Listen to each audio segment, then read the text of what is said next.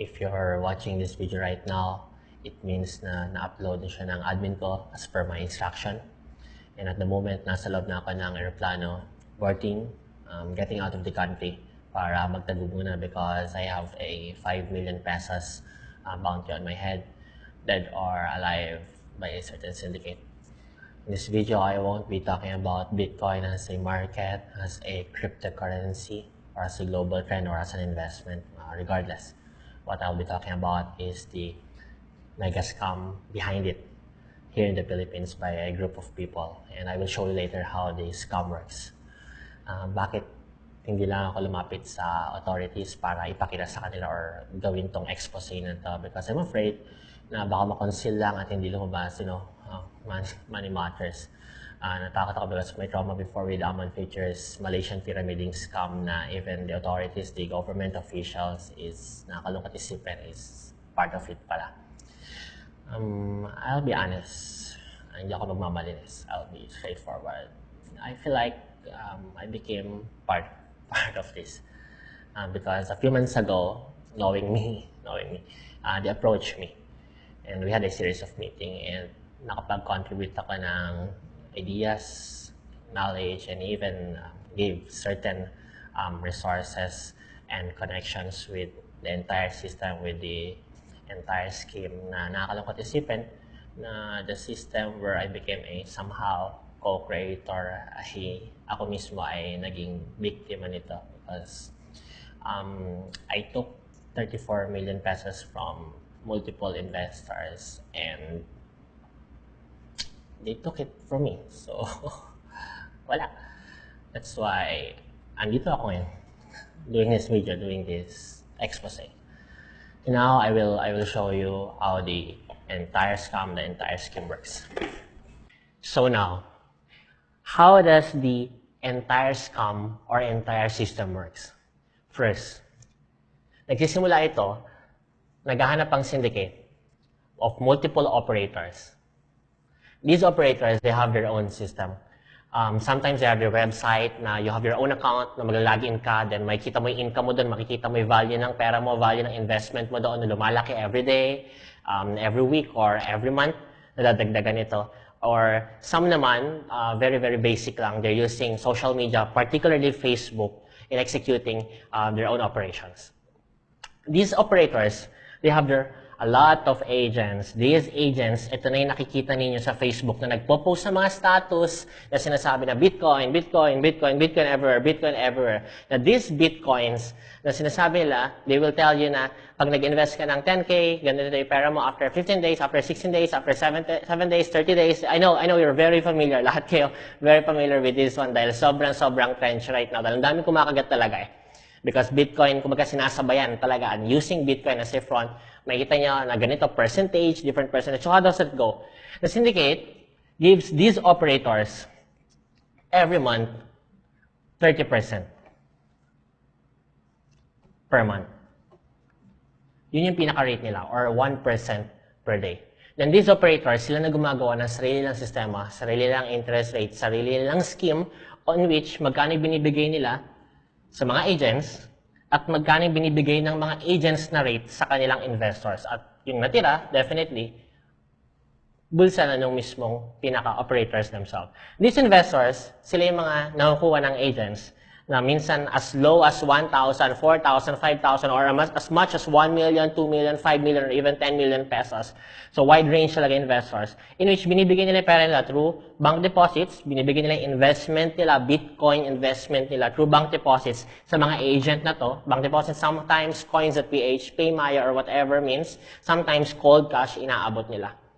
Yung iba, most of them, walang kontrata, walang pinanghahawakan, based on trust system lang talaga, based on hype lang talaga. Pero, some naman ay mayroong contract by means of memorandum of agreement. Pero particularly, they are using, advised by the syndicate, loan agreement. Why loan agreement? Personal loan agreement para iwas from any legal liabilities, legal accountabilities in terms of estafa, and most especially, syndicated estafa.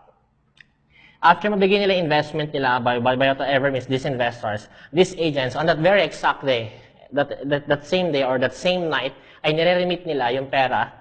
Lahat na nakuha nila investment on that day, kinukuha nila yung pera at nire-remit nila sa mga operators nila, on their respective operators. And these operators, kung ano nakuha nila on that day, ay ipapasa nila the next day. So kung magkano nakuha nila yesterday, entire money, ipapasa nila sa syndicate. And on that note, on that very day, the first day of the 30 days, given the 30% rate per month na pinasa sa kanila ng syndicate, works already. So nagsimula na, count na siya ng day 1. From that day 1, bibilang yan 30 days. After that 30 days, kung magkano yung pinasok na gross investment na niremit nila on that very day, on the 30th day, yung 30% ng gross investment na yun shall be given to them. Again, through cold cash, bank deposit, coins at PHP, or by whatever means, by the syndicate, i-release sa kanila. So the payout is being released on the 30th day. So ibig sabihin, everyday may payout. Why? Kasi everyday din sila nag-remit. So ibig, kada mag-mature yung 30 days, kung magkano yung pinasok nila, niremit nila sa operator na amount, 30% of that gross amount ay pinipayout sa kanila on the 30th day. On the 30th day, syndicate, forward na payout. Pagka-payout, these operators, given the percentage, I don't know kung anong klaseng percentage or anong usapan meron sila with the agents. Sabi ko sa inyo, for every or each and every operator, ay iba ang kanilang sistema, iba ang kanilang rates, iba ang kanilang scheme. Iba rin, minsan iba rin yung araw, yung iba 7 days, yung iba 15 days, yung iba 16 days, yung iba 20 days, yung iba 30 days. Depende sa mga operators. They pay out through their agents at yung rate na naiwan sa kanila from the 30% ay binulsa na nila. From their agents, kung magkano naman yung pinasa ng agents sa kanilang respective investors, yun naman yung pinipayout nila by all means possible, then bank deposit, cold cash, pay, Maya, coins at PH, going back to their investors. Now, these investors, most of them, hindi nila kinukuha yung capital. Majority of them, because they're so hype and they want the income kasi sobrang lucrative, sobrang laki ng income na hindi mo makikita sa iba. What they will do is to retain their capital, ROI nila, hindi mo nila kukunin. Ang kukunin mo nila yung interest nila. Worst nito, yung iba, hindi na kumukuha ng interest. They keep on rolling it for every maturity ng kanilang investment, kung how many days ang napag-usapan nila. Lahat yon, yung interest na income, compound interest sa sobrang laki, minsan as low as 10% and as high as 20%, sometimes 25% pa, ay niro-roll nila ng niro-roll. So, ang nangyari, walang payout, binabalik lang din nila. Balik nila sa agent, balik nila sa operator, this operator, balik na naman sa syndicate. So, that's every 30 days. Now, after 30 days, or every day na naman, kada mag-mature 30 days, different investment, ano naman mangyari? The cycle goes on and on and on. Paano mangyayari? Si investors and more investors pa. Investors and more investors pa na nahihikayat nila na nakukuha sa marketing sa Facebook because of their word of mouth, different investors, lumalaki yung volume or population ng investors na nagpapasok with these different agents na lumalaki at dumadami rin ng mga operator in which pasok sila ng investment sa agent, pasok sila investment. These agents remitted to the operators remitted to the syndicate. 30% per month, stick with it. First day, count, second day, third day, fourth day, fifth day, sixth day, up to the 30th day, payout na naman si syndicate. Pagka-payout na naman si syndicate, payout here. Balik na naman si investors, balik dito, balik dito. For every 30 days, for every day, merong fund pool. This fund pool, hindi siya fixed. Bakit siya hindi fixed? Ano nangyari? On that very nag-start yung operation, pumasok na lahat ng investment here. At kapag merong investor na hindi kinukuha yung capital nila, naiiwan lang yan sa fund pool ng syndicate. Pag naiwan yun, ang nangyari doon is, nag-roll lang yun, and sila naman, the syndicate, habang dumadami investors, lumalaki yung fund pool. And kung magkano yung kinukuha lang ng interest, yung mga hindi nagro-roll, yung kumukubra minsan, meron nagpa-pull out dahil kailangan niyang pera, kailangan na maibalik yung capital, i-release yun from the fund pool. Here, kung magkano sabihin ni operator, release. Kung magkano interest per month na 30%, kung magkano, at kumuha dito kumuha ng percentage yung investors nila or even the agents, release na naman yan kay syndicate, balik na naman dito, balik. In short, ano nangyari? What's going on? Ang pinangbabayad lang din ng sindikato, the Ponzi scheme na tinatawag, the pyramiding scheme, ang pinangbabayad lang din mismo ng sindikato is the money or the investments being taken mula sa mga bagong investors, dumadami na naman yung investors, they release 30%, release kung magkano percentage ni agents, release na naman sa mga investors, at pasikot-sikot lang. Pero, take note guys, take note. While the system works as a cycle, because it's a scheme, definitely, Ponzi scheme, na paulit-ulit lang each and every passing day, each and every 30 days, each and every day, na dumadaan, paikot-ikot lang ang cycle, take note.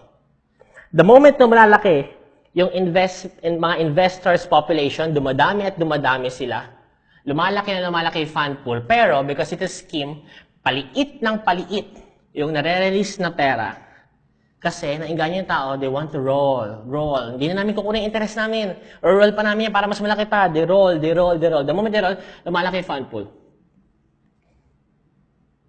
Walang anything. It's just a clear scam. Lumalaki yung fund pool. The moment lumalaki yung fund pool, and it can be liquidated based on the cycle and also with the behavior of the investors. Natansyado na ng operator, agents, and even the syndicate themselves. Magre-release na ng pera. Paano nila iti-take out yung pera nila? Saan ba nakapasok yung fund pool? This fund pool ay dinideposit ng syndicate to different export trading companies. These export trading companies, dinideposit pera. Bakit dinideposit pera? Because these are millions already. If I'm not mistaken, as of this moment, as I speak right now, 700 million ay fund pool ngayon. Being taken away from different Filipinos. Yeah, may mga nakikinabang pero it's a scam. Definitely it's a scam na puputok one of these days. These export trading companies, shielding the syndicate from their corporate bank accounts, doing the laundering, nilalaban yung maduming pera, sinasabon. That's why they call it laundering, para maging malinis yung pera. They take it as parang like export transactions, import transactions. Pagpasok ng pera dito, malinis yung pera. And the export trading companies, nakasabwat ng mga sindikato, they're taking 10% of the entire fund pool for every laundering that they're doing. How do they release it? Two ways. They have two means. The first means is to draw out the money via wire transfer to their import trading companies na tied up abroad. Whether Hong Kong, Singapore, Malaysia, wheresoever. Wire transfer by means of a transaction, import or export transactions, and throw it away offshore. So that's the first way. They throw it away offshore to the corporate bank account sa ibang bansa na magiging dollars na. So, ewan ko kung ano yung usapan nila dyan. So, maybe a 10% share is also being given to this particular tie-up company of the export trading company here in the Philippines na pinoprotektahan yung parang syndicate and being laundered. The moment they throw it here, the syndicate throws the person kung paano paprocessin yung pera nila at mapunta sa kamay nila. The second means is this particular company buys physical gold from the black market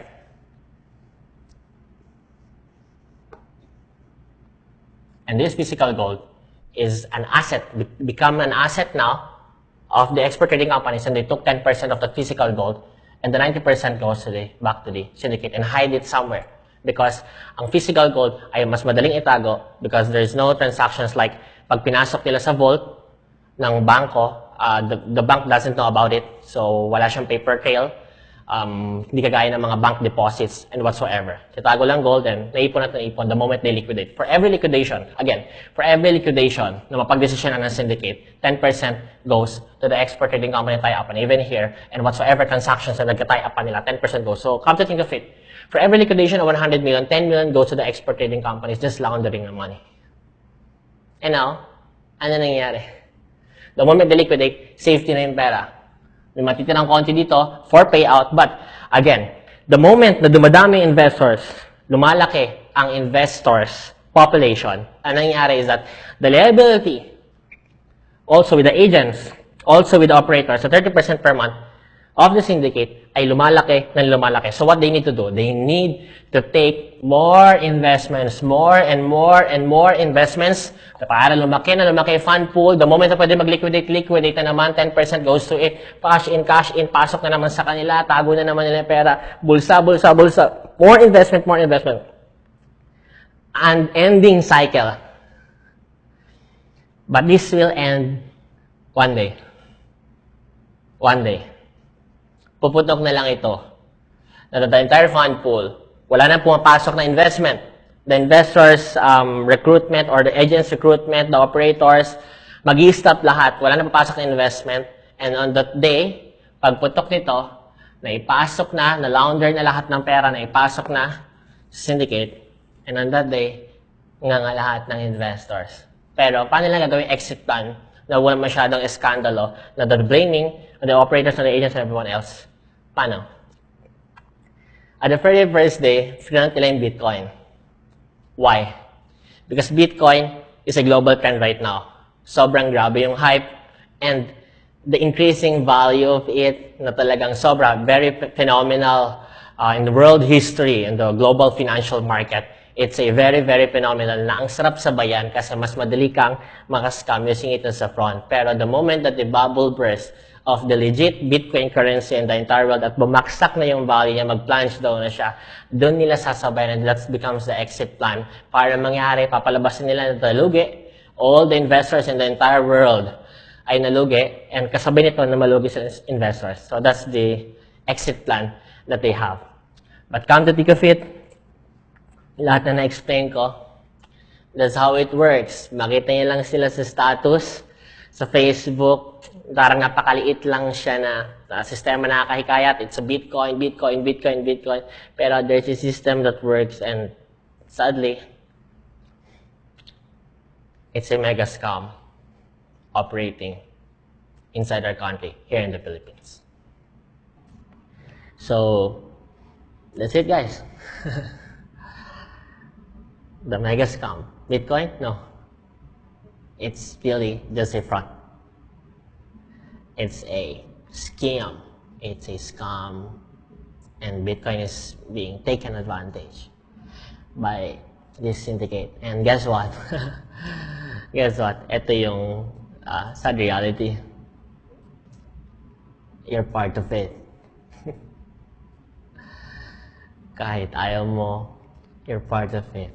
The moment you're supporting it, supporting your friends, and specifically, if nagpasok ka ng pera or magpapasok ka, you're part of the entire scam. And nakakalungkot lang isipin na at the end of the day, pumutok na ito, yung mga nasa huli, yung mga nakakilala mo, your family members, or even you, ikaw mismo, you'll become a victim ng pinasok mo na nakinabang ka at first without you knowing that the entire system is pure scam. Now, the question now is that bakit ko ginawa itong expose na to? What's my purpose? Though just kailangan ko lang ba ng publicity or whatsoever? I'll be straightforward. My life is falling apart now. Daming problema. For the past 2 or 3 months, depression stage ako, financially, hirap na hirap, because of the 34 million na nagka-problema recently. My personal investors ay, syempre, naghahabol din with the money. Domino effect. Just like kayo, pag may financial problem kayo, sa akin, it's different. Pinasok ko to eh. My life is really falling apart now. I sent my son para maiwas ko siya sa lahat ng gulo, 2 months ago. I don't know what to do now. Now I have a bounty on my head, 5 million pesos. Anytime pwede na lang ako pumlakda. Mabalita, patay na lang ako. So, I feel like exposing this one is a redemption to myself. After all the wrongdoings na nagawa ko, even yung na-expose ako before as a scammer, they call it national scammer because, marami rin ako nagawang mali sa buhay ko, I'll be honest, and I feel like I need to stand up now against these evil shits that I've been doing for the past how many years, mga mali kong ginagawa, and start a new life if given a chance na mabuhay pa after this. Redemption to myself. Yun lang. Pagod na ako. Pagod na ako. It's an ending cycle since when I was 17 years old. Ganun na lang lagi. Masaya, temporary, how many months, tas baksak. Masaya, baksak kasi. Masaya, baksak. Why? Mali yung pamaraan eh. And I need to stand now. I want to stand now. That's why I'm here in front of you. Bahala na kung ano mangyari. Basta alam ko sa sarili ko, I can tell myself now, pag tumingin ako sa salamin, that for the first time in my life, for how many years, I did the right thing. And I want to start a new one. Lumalaki na anak ko eh. Gusto ko yung one of these days, maging proud siya sa akin na papa ko yan. I hope makatulong to sa lahat. I hope marami akong masalbang pamilya na pwedeng gumuho because of this scam. Buhay na masira because of this scam. I just hope. And I just hope that this thing na ginawa ko ngayon is the start. Nang pag ginawa ng chance na mabuhay pa is a start for me. A new life. A new Xian Gaza. Thank you. May God bless us all.